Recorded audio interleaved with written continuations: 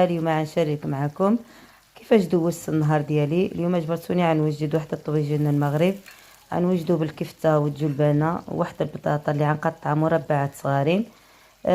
صراحه كيطلع في الراس الطاجين دائما طاجين بالحوت. قلت نبدل شويه. ايوا كيفاش دوزت النهار ديالكم؟ كيفاش ماشيين مع رمضان؟ بديتو كتهلكوا، غلبتوه. والله الا بدينا كنعيو في هاد الايام الصراحه الله.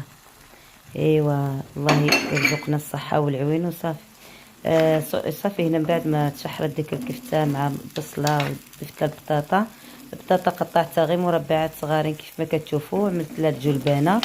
صراحه اكثر هي اللي كانت الجلبانه النوعيه ديالها حلوه ومزيونه.